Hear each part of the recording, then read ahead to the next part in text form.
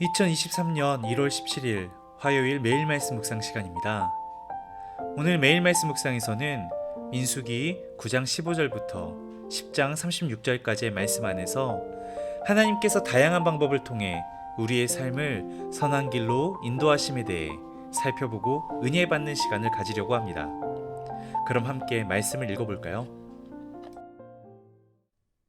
성막을 세운 날에 구름이 성막 곧 증거의 성막을 덮었고 저녁이 되면 성막 위에 불 모양 같은 것이 나타나서 아침까지 이르렀으되 항상 그러하여 낮에는 구름이 그것을 덮었고 밤이면 불 모양이 있었는데 구름이 성막에서 떠오르는 때에는 이스라엘 자손이 곧 행진하였고 구름이 머무는 곳에 이스라엘 자손이 진을 쳤으니 이스라엘 자손이 여호와의 명령을 따라 행진하였고 여호와의 명령을 따라 진을 쳤으며 구름이 성막 위에 머무는 동안에는 그들이 진영에 머물렀고 구름이 성막 위에 머무는 날이 오랠 때에는 이스라엘 자손이 여호와의 명령을 지켜 행진하지 아니하였으며 혹시 구름이 성막 위에 머무는 날이 적을 때에도 그들이 다만 여호와의 명령을 따라 진영에 머물고 여호와의 명령을 따라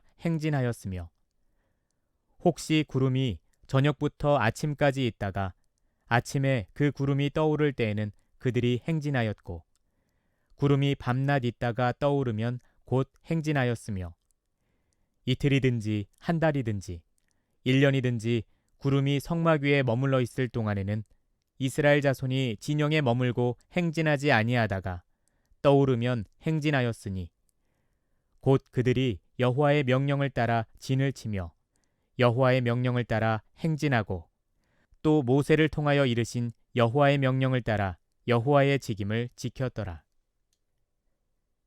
민수기 10장. 여호와께서 모세에게 말씀하여 이르시되 은 나팔 둘을 만들되 두들겨 만들어서 그것으로 회중을 소집하며 진영을 출발하게 할 것이라. 나팔 2개를 불 때에는 온 회중이 회막 문 앞에 모여서 4개로 나아올 것이요 하나만 불 때에는 이스라엘의 천부장된 지휘관들이 모여서 4개로 나아올 것이며 너희가 그것을 크게 불 때에는 동쪽 진영들이 행진할 것이며 2번째로 크게 불 때에는 남쪽 진영들이 행진할 것이라. 떠나려 할 때에는 나팔 소리를 크게 불 것이며 또 회중을 모을 때에도 나팔을 불 것이나 소리를 크게 내지 말며 그 나팔은 아론의 자손인 제사장들이 불지니 이는 너희 대대로 영원한 율례니라. 또 너희 땅에서 너희가 자기를 압박하는 대적을 치러 나갈 때에는 나팔을 크게 불지니 그리하면 너희 하나님 여호와가 너희를 기억하고 너희를 너희의 대적에게서 구원하시리라. 또 너희의 희락의 날과 너희가 정한 절기와 초하루에는 번제물을 드리고 화목제물을 드리며 나팔을 불라. 그로 말미암아 너희의 하나님이 너희를 기억하시리라. 나는 너희의 하나님 여호와니라. 둘째 해 둘째 달 20날에 구름이 증거의 성막에서 떠오르매 이스라엘 자손이 시내 광야에서 출발하여 자기 길을 가더니 바란 광야에 구름이 머무니라.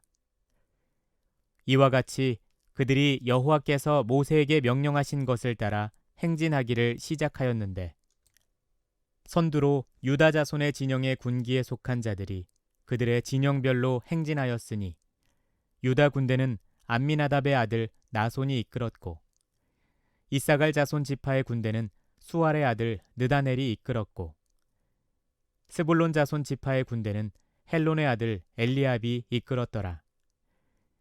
이에 성막을 거두매 게르손 자손과 므라리 자손이 성막을 메고 출발하였으며 다음으로 르우벤 진영의 군기에 속한 자들이 그들의 진영별로 출발하였으니 르우벤의 군대는 스데울의 아들 엘리술이 이끌었고 시므온 자손 지파의 군대는 수리삿대의 아들 슬루미엘이 이끌었고 갓 자손 지파의 군대는 드우엘의 아들 엘리아삽이 이끌었더라.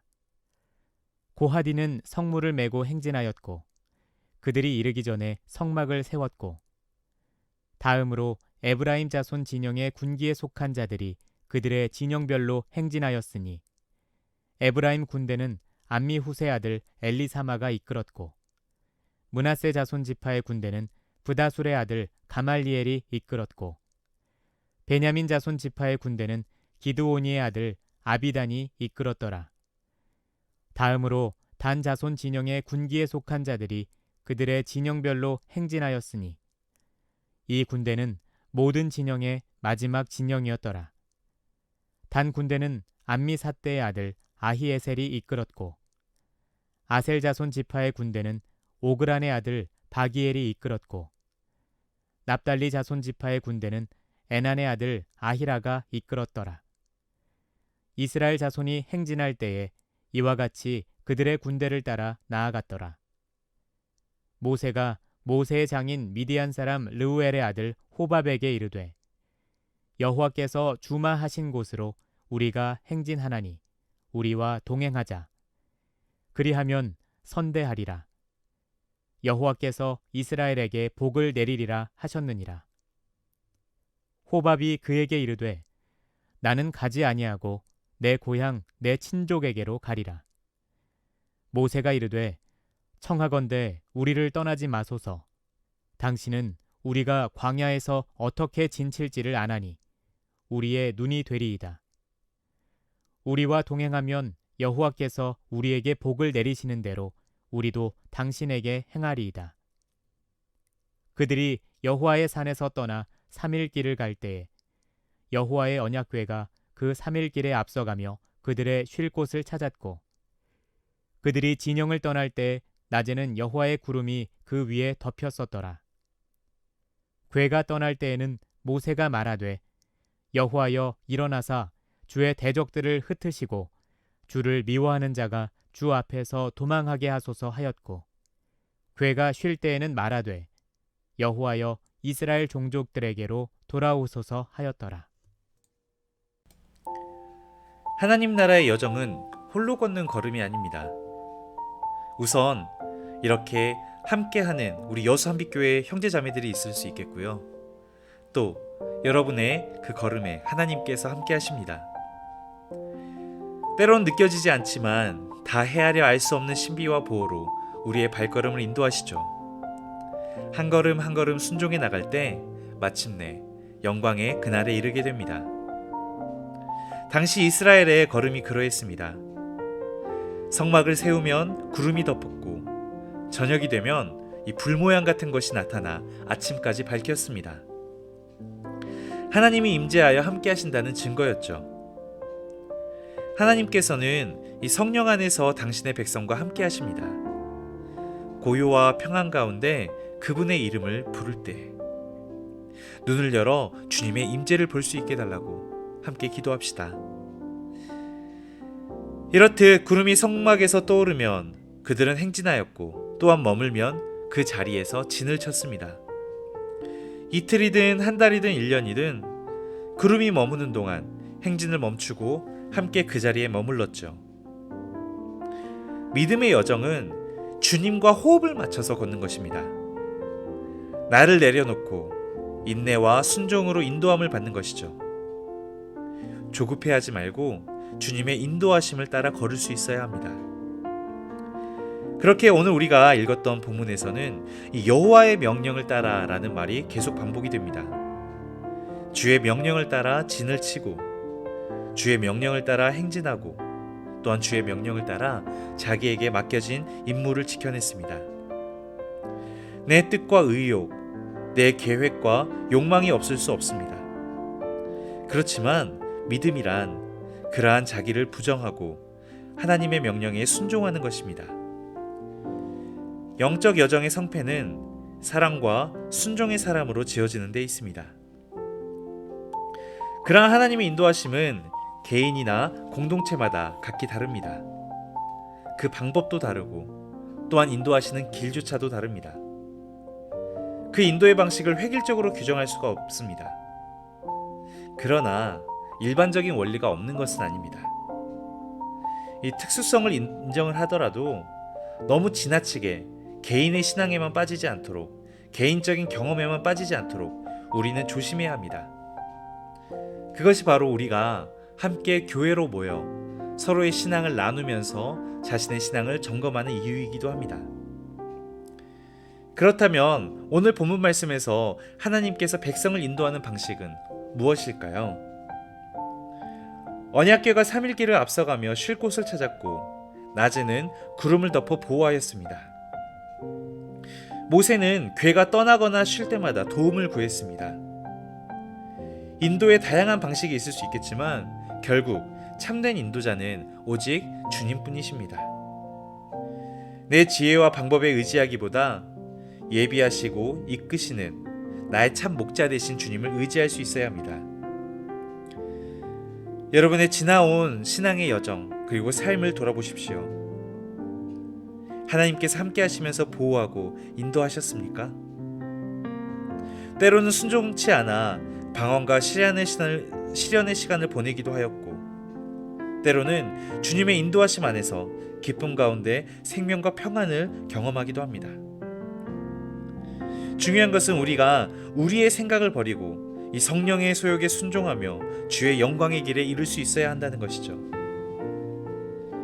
하나님의 백성은 하나님께서 주시는 신호를 따라 움직이는 존재입니다. 주님께서 나아가라 할 때 나아가고 주님께서 멈추라 할 때 멈추는 그 소리에 나의 삶의 리듬을 맞추고 행동을 조종할 수 있어야 하는 것이죠. 늘 촉각을 곤두세우고 말씀을 받고 민감하고 신속하게 반응할 수 있어야 합니다. 그렇게 주님의 말씀에 오늘도 민감하게 반응하며 그 말씀에 따라 혹은 주님의 명령에 따라 힘써 순종하는 삶을 살아갑시다.